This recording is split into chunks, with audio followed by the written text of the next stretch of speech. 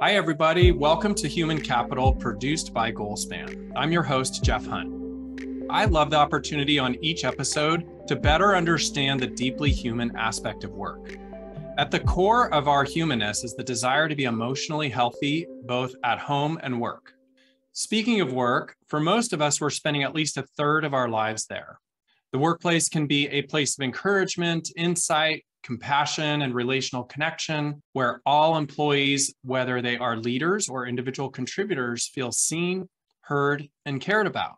Or it can feel like a production factory where these life-giving values are replaced by an achievement orientation that doesn't value human capital. At the center of this is mental health and well-being.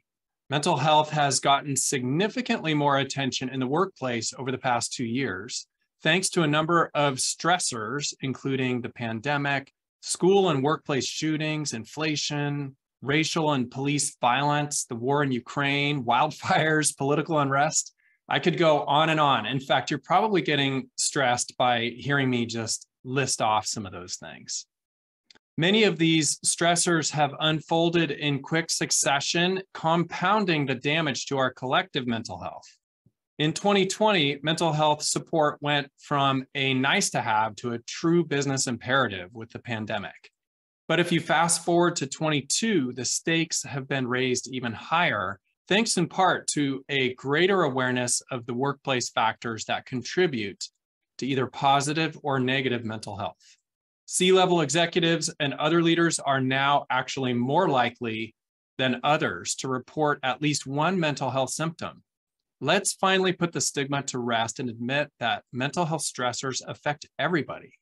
According to a recent large-scale study of mental health in the workplace published by HBR, an overwhelming 84% of respondents reported at least one workplace factor that negatively impacted their mental health.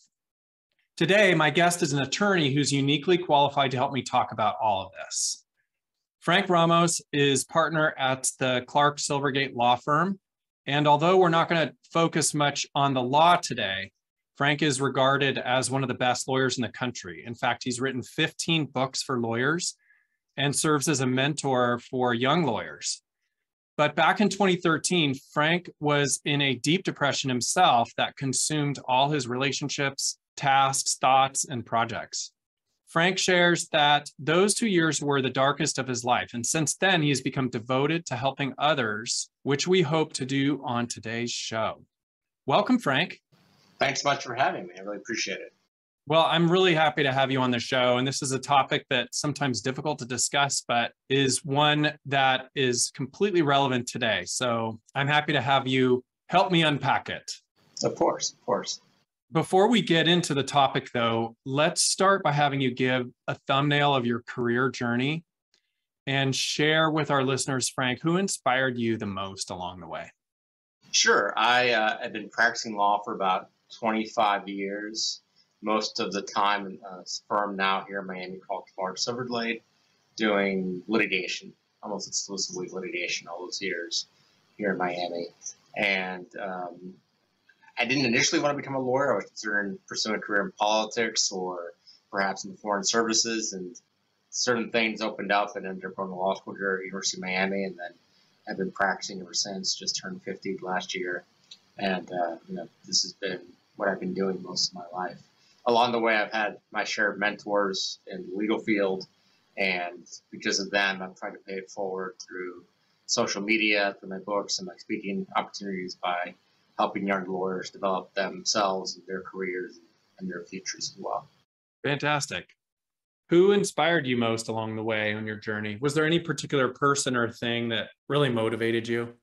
I had a number of people along the way that have focused on paying it forward, a number of attorneys and other professionals who believe it's a privilege to do whatever you're doing, whether you're a lawyer or a doctor, accountant, whatever career or opportunity you have. There are many people out there who don't have those opportunities, and it's, we all have certain privileges, certain things that happen in our lives that are for the best, that other people aren't as fortunate, and so we have an obligation to help others who may not have as much as we have, may not have the same resources or opportunities, and through, I don't know if there's any one individual per se, but so many of them along the years, especially the most successful ones I always found curious, were the ones who were most adamant about bringing other people along and bringing them up. So I've tried to follow their example and their pattern and the way they do things by reaching out to young lawyers, law students, other professionals, not only to help them with their careers, but also individuals who suffered from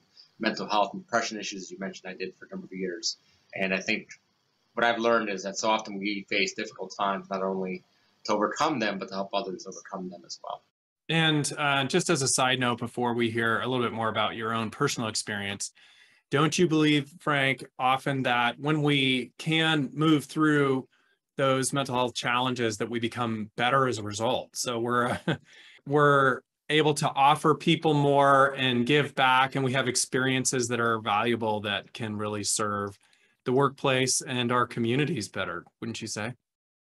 I agree. I think in order to help somebody who suffers from mental health depression, it makes it a lot easier for me to speak to them because I went through it myself and I know the issues they're facing. I know the self-talk they're going through, the opportunities that they may have, the resources that are available. And I think I can have a much more attuned conversation. And the fact that I kind of got through and came out the other end kind of provides some sort of hope for them. One, often they're surprised to see that someone like me went through it because, I'm a little bit older, I'm a professional, I've been involved in a number of organizations. Even, I guess, if you had some sort of traditional or stereotypical view of a depressed person, I really wouldn't fit within that description. And so that kind of alleviates their concerns that, that they're not different or unusual for having gone through or going through that. And then two, knowing that someone like them or similar to them has made it to the other side and kind of made it through the forest is also very encouraging. Mm-hmm.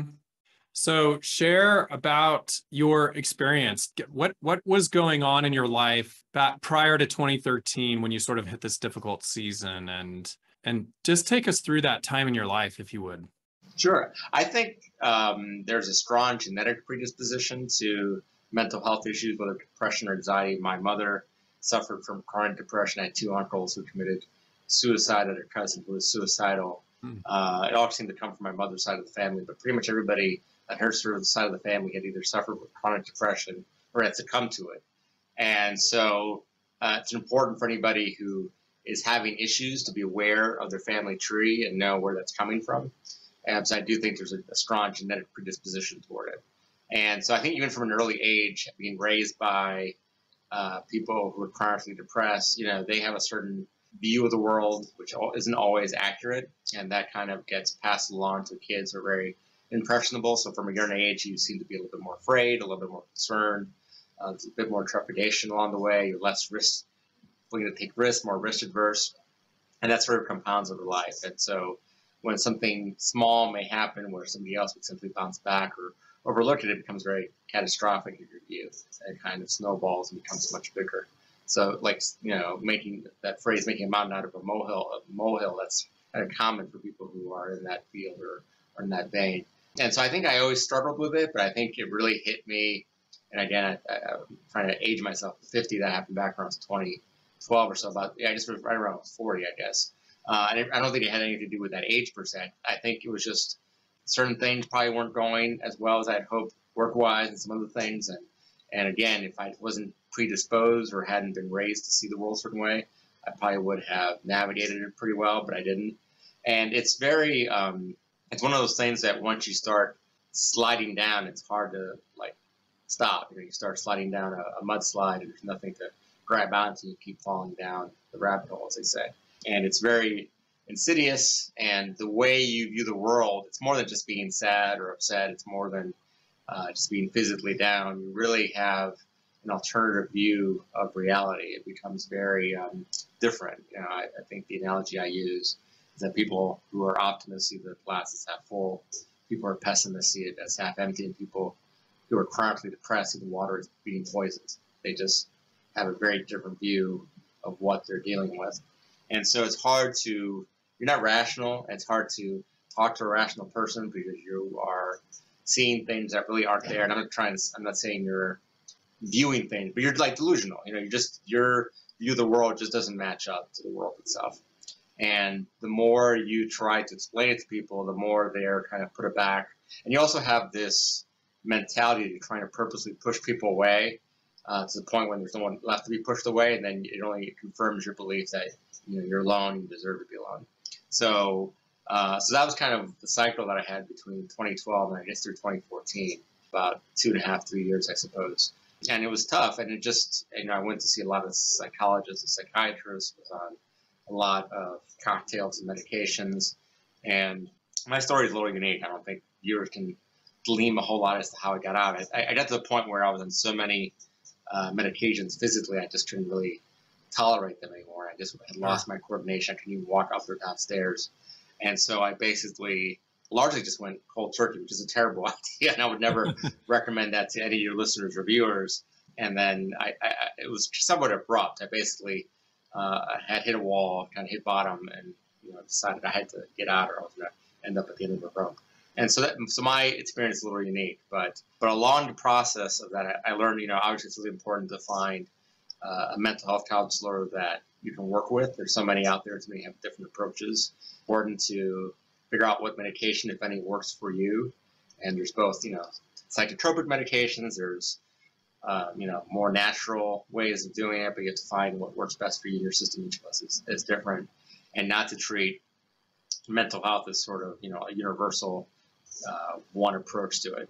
And always have like a good support system in place, and have people that are willing to kind of walk through with you and walk alongside of you through the whole process. And always try to be very self-aware of where you're going, what you're doing, kind of check in on yourself and understand or question when you see something or say something, whether that made sense or not. Like it may, again, we constantly have these voices going on in our head, talking to ourselves and either affirming or undermining ourselves. And it's really important to be aware of what we're saying to ourselves and whether it's accurate or not, and whether it's positive or negative, and what impact that's having on our psyche and our psychology and our emotional state. And so were there people in your work community that really helped you during that journey as well?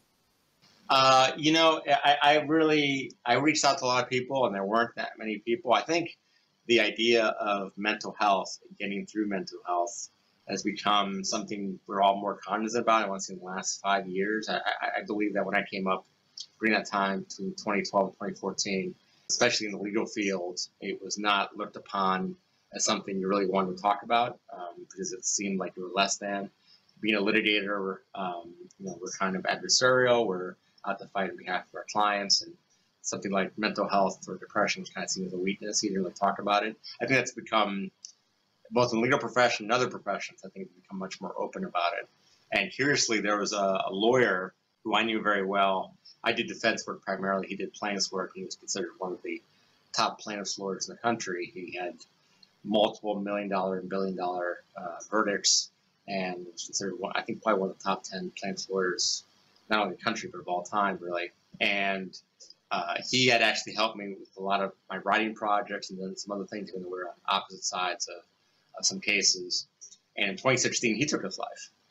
This was after I'd kind of come through my thing, and he hanged himself. And, I read about it, and I had no idea. I mean, I really had no idea. He was a gentleman who had everything. He had a lovely wife. He was in great physical health. I mean, it looked like he walked out of the pages of GQ. He dressed great. He had, all the trappings of a successful life, a nice home, a boat. He had stable horses.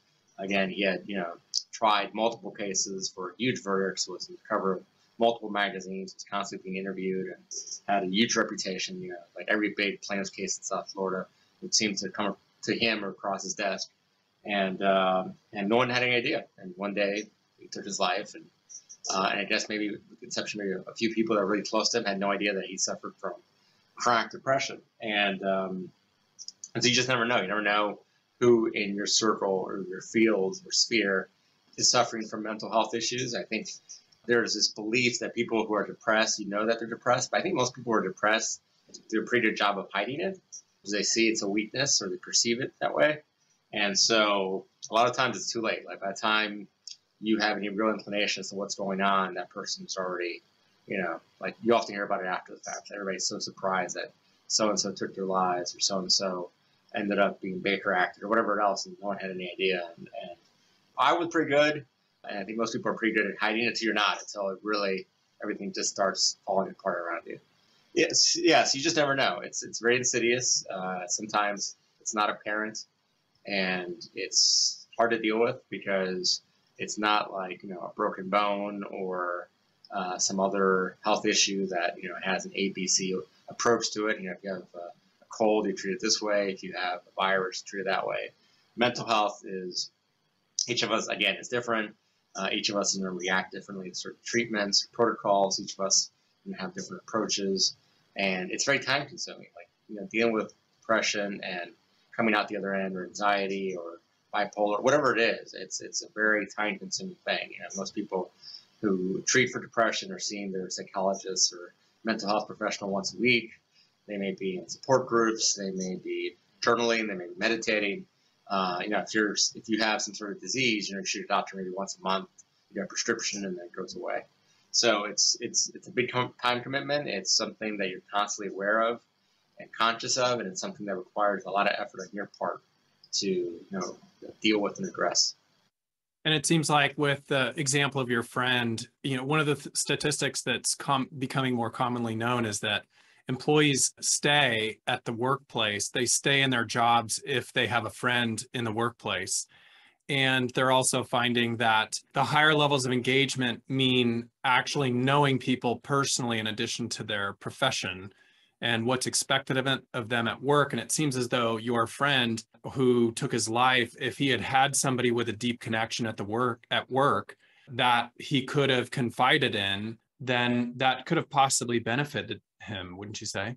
Yeah, I agree. I think employers and companies should do a better job, can do a better job being aware of what's going on with their team. Obviously, the bigger the company is, the harder that is to do, but you find a way to make sure that everybody's responsive or responsible to somebody else. You have a company and it's like 100 employees. One person can't be responsible for all 100 employees, but you manage in such a way that maybe somebody's responsible for 10 people. Mm-hmm. And somebody's responsible for that person watching those 10 people. So everybody has somebody to ensure that, if somebody starts acting differently, or, I don't like using the word unusual, but I think the best way of approaching is different. Like we all have our baselines of behavior, and we all act a certain way, and suddenly if we're acting differently, it doesn't have to mean that suddenly you're depressed. Sometimes people become very manic. People who are very reserved become very manic in their behavior. And that's unusual. And a lot of times they're trying to do that because they're trying to hide the fact that they're depressed. So they figure, if I act really happy, then who would think I'm depressed? So I think any change in the baseline is important. In order to know what the change in the baseline is, you have to know what the baseline is. So you have to have people who know your people well enough, so you know what that baseline behavior is. And so you can say, well, this is a little weird. He's always on time. Suddenly he's late. Or she's late. They're always very talkative at lunch. They're not talking at lunch anymore. Whatever it is, things, and you notice these things. Again, if you work closely with your team, you'll notice that something's different. And again, you have to have enough ability to communicate and be open and be transparent so that you can approach that person and say to him or her, I notice this or that. Okay, is something going on? And then be able to facilitate assistance. Does your firm have health insurance that provides mental health? Do you know somebody who they can talk to? So on. Again, you may be the only person between them and them doing something drastic. So it's kind of a large weight in all of our shoulders. But I think if we all do our part, then we can probably save some lives along the way. Yeah, and it seems to me like the workplaces that have a culture that really promotes mental health must be undergirded in trust, because to have somebody be vulnerable and share difficult things that are going on in their lives, if trust is not there, it's just not going to happen. And so you also need to be engaging and asking the right questions of people. So once you have this trust, asking the right questions, which are really framed and come from a place of compassion. So you actually care about the person. It's not just that they're not performing well, so you're going to inquire what the heck's going wrong, but you actually care about them as a person. And if the trust is there and you do care about them as a person, the likelihood that they'll open up seems to be greater, wouldn't you think? No, I agree. I think your team, your employees, the people that you supervise have to know that you actually care for them, that you're more than just a resource for them, that you're creating, performing a job for them. And there's really no way of being cute about it or somehow trying to pretend that you really care. I mean, I think we all intuitively know when someone genuinely cares about us and that we don't. And quite frankly, not everybody at your company is probably suitable to be a mentor, to be someone who is empathetic, someone who has emotional intelligence. Some people just aren't like that. And you have to understand who on your team is more conscientious and conscious about those sort of things and put them in positions where they can supervise and observe and bring to others' attention when something's wrong. Some people just have this old world view that, you're here to job and you're not here to complain, you're here to work, and whatever issues you have, deal with that at home. And those certainly are the people you want to sort of put front and center in dealing with sorts of issues. And people are people, like they're people who are good at this, and people aren't bad and aren't good at it, particularly bad at it. And to try to make somebody who is not equipped to handle this is probably a mistake. That's not really good for anybody. It's not good for them. It's not good for the people who may need their help. And so, but I'm pretty sure pretty much at any company, no matter what their size, there's somebody, I'm sure like more than somebody, who has the right skill set and mind frame and communication skills that are necessary to do this sort of thing. And so any employer, I think the first thing to do is kind of identify those people in their organization that are equipped to handle that and, give them some responsibility to do just that. So it sounds like you're actually advocating for some process to be put in place so that we systematize this a little bit. We gain a better understanding, and we try to learn about who is competent internally, and then we leverage those people to help us create a culture and an environment where mental health is promoted, and we try to remove the stigma and the shame that is associated with it. Yeah, absolutely. I think any organization, any company, any firm, any nonprofit, whatever organization or company or entity you're running, there should be some sort of mental health component to it in terms of addressing the needs of your team, especially in light of what happened with COVID. 2 years we were in deep isolation in terms of just the world, as you mentioned, all the things that we're constantly bombarded with in the news and our daily lives. Our emotional component of who we are and our psyche and our psychological persona is such a big part of who we are. And to somehow assume that we leave it at the door when we get to work is naive. And to suggest that we can kind of ignore it doesn't really help. And I think it also is a good way to create stronger teams. If your team knows that you're genuinely concerned about who they are and what their interests are, you create a lot of loyalty that way. I think individuals who feel like they're marginalized or don't have the resources they need or don't feel that they can be open about whatever issues they're going through are probably going to be looking elsewhere. In this job market where there's so many job openings, so few people, and so little talent, that you run the risk as an employer or supervisor to lose quality people if you're not attuned to what their emotional, psychological needs are and helping them address them. And I would underscore one thing you said earlier too, which is really that the importance of not allowing people who don't have the skills or competency to have these conversations. And I shouldn't say not allowing, but not putting them in a position or encouraging them to have these types of conversations with others that may be struggling with mental health issues, because it can actually backfire. So in other words, if you have somebody that's not equipped and they're trying to, and it might even be a manager with one of his or her direct reports, if they try to enter into a conversation and they're trying to inquire what's going on, and they're also trying to coach the employee in an inappropriate way to just move on and move through whatever they're dealing with, when it's a much more complex issue, then that could be really problematic and ultimately lead to increased turnover as well, right? Right. I think the biggest problem employers have is that they don't realize how long-term of commitment it is to help somebody through a mental health issue. Sometimes the commitment, like some people think it'll take at most a few weeks, and sometimes it takes a few months and even a few years. And the idea of that is a bit overwhelming for employers. Like, what do you mean I have to deal with this for a long-term problem, especially when I can't see this. It's not like he or she has cancer or, got into an accident or something. He just has the blues, as they say, or has some, they're not feeling well, whatever it might be. And so I think companies are best served to understand that it's a one-on-one sort of case-by-case basis. And sometimes somebody just does need, a couple of counseling sessions or just needs a reset, maybe a vacation or something that they feel burnt out of work. And some people, it's much more serious and chronic and long-term. And so, and also, I think some of the more high-performing, high-functioning people, some of the biggest stars in your team are the ones that are most struggling with depression. The gentleman I mentioned earlier, I mean, he was literally one of the best plant lawyers I've ever seen, and he ended up taking his life. And I think there's some correlation between high levels of IQ, people who are geniuses, a lot of them suffer from depression, anxiety. People who are really at the top of their field suffer from depression and anxiety. I'm not sure why that is. I've never sat down and studied it, but it seems as if there is some correlation. I think our brains are just wired differently when you hit that certain level of performance. You see that a lot with celebrities. You see that with sports stars, and that may be due to the pressures that they face otherwise. But it does seem disproportionate to affect the people that are your best folks. And so the odds are, if you have some superstars in your team, they're probably disproportionately affected by mental health than your other team members. And those are the people you really want to keep, and those are the people you're going to have to invest in for the long term to ensure they get the help.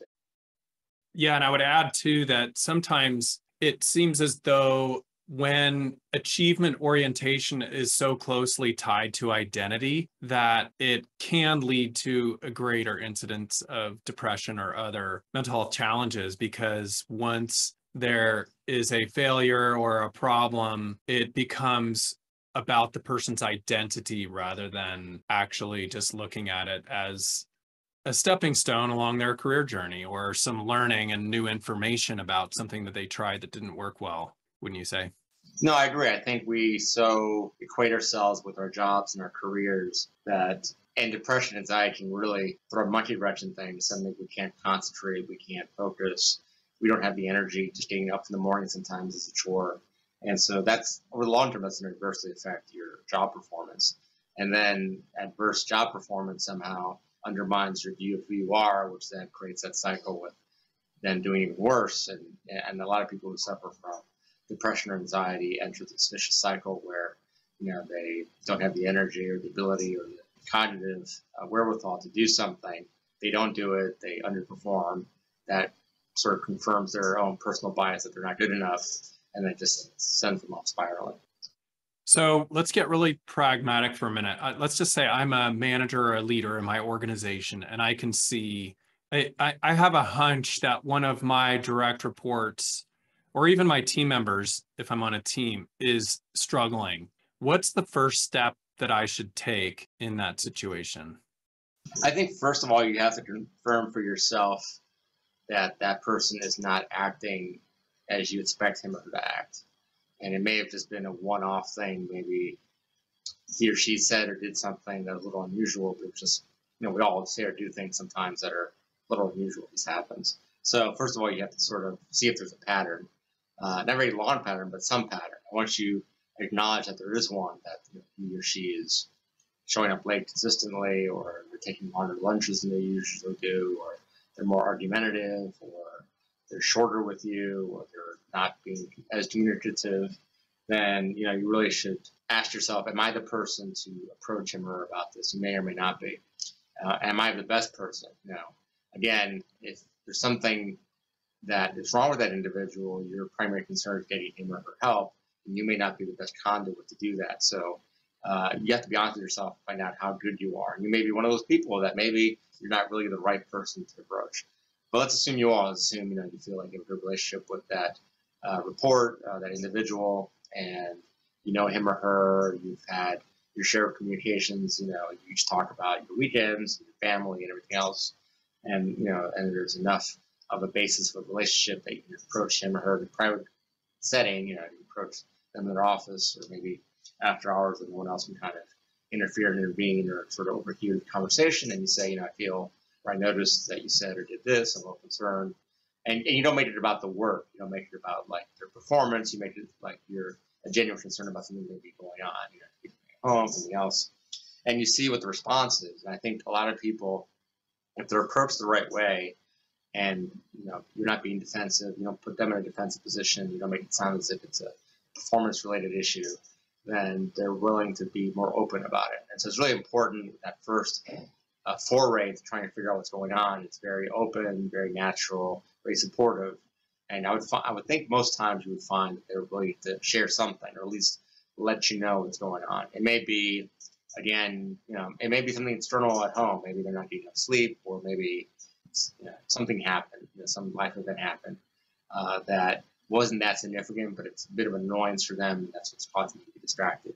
Or sometimes it's something bigger. And so you start having those conversations, and you have to kind of make an evaluation as to whether or not whatever they're discussing or sharing with you is significant enough to sort of encourage them to seek professional help, or at least talk to somebody else. And professional help isn't always the first thing you go to. Maybe they want to talk to somebody else that has gone through something similar, or maybe there's somebody else at your company or firm that can talk to them about that.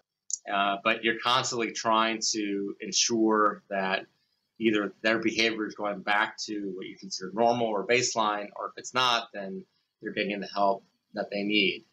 And again, at some point, it may require seeking professional assistance. It may require you finding out for them or sharing with them what your insurance of your work or through other sources are, so that they can get mental health coverage, whether it's a counselor or psychiatrist or medication, whatever it might be.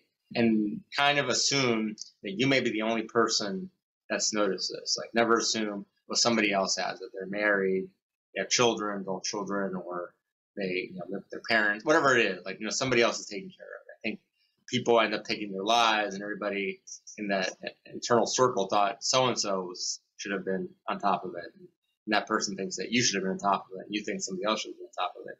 So I think a rule of thumb is to, until you've actually passed it off to somebody else legitimately, assume that you're sort of the point of contact. So for sure that the spouse or the son or the daughter or the father or the mother or the cousin or the brother or whoever really is taking responsibility for it, then you're responsible.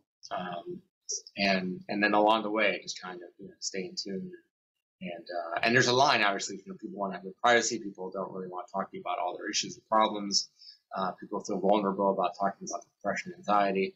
So, it's a fine line. You want to help people, but you don't want to be particularly intrusive. You don't want to sort of invade their realm of what they want to keep secret. And certainly at no point want to breach any of the confidential information that they shared with you, because that would be a huge breach of trust. But that's generally, I think, the process. And I think in order to have that process and enact it, you have to train your people on how to do that. And for some people, that'll be very intuitive, like what I just told you. I think sure some of your listeners are like, oh yeah, that's obvious. And some of your other listeners are like, oh, I never thought of that. So you can't assume that everybody in your team is going to know to behave that way or to behave in a similar fashion.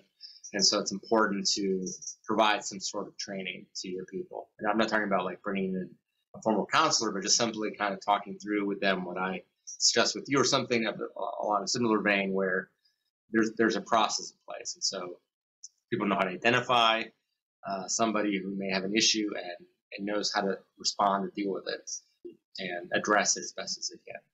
Yeah, and it seems like with that training, one of the greatest opportunities is to actually normalize the conversation, to make people understand that it is okay to bring this up and just to talk about it. Right. We're going to shift into some lightning round questions. So I want to toss some questions at you. You give me your top of mind answers. The first one is, what are you most grateful for?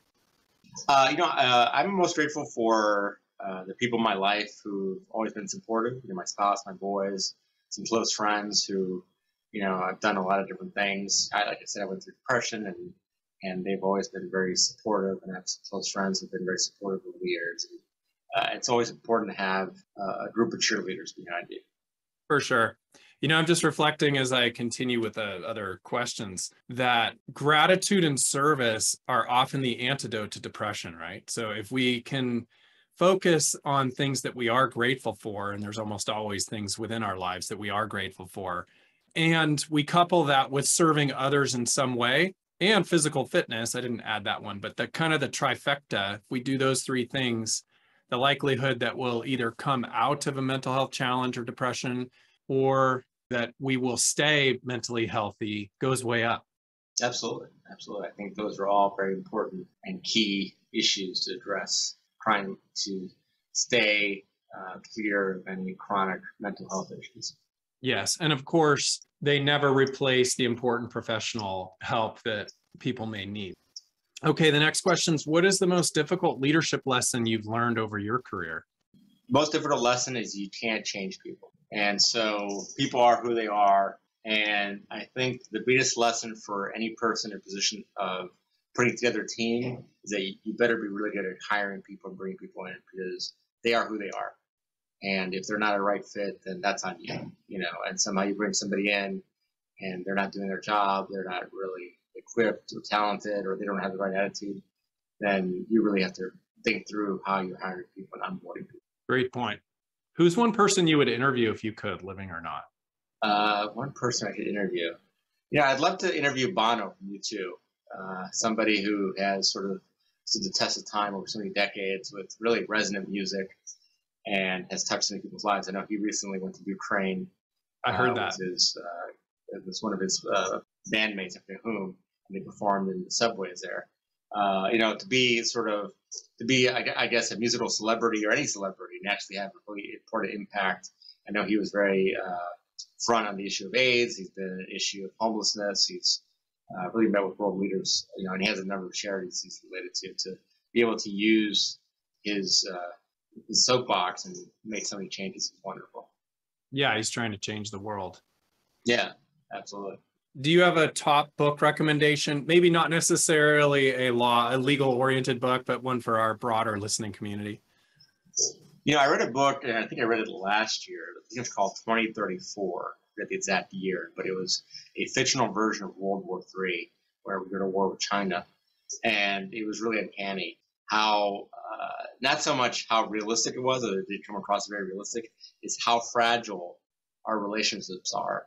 And, before Russia invaded Ukraine, they're like, oh, yeah, so what? And now they're talking about nuclear war. God forbid something like that happens. But you don't really appreciate, how close we are.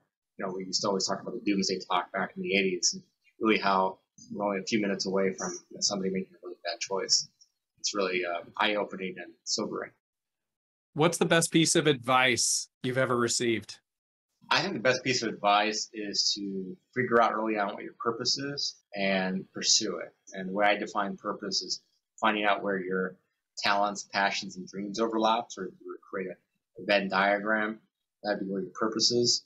Unless you're really pursuing it and pursuing it wholeheartedly, you're going to be kind of dissatisfied.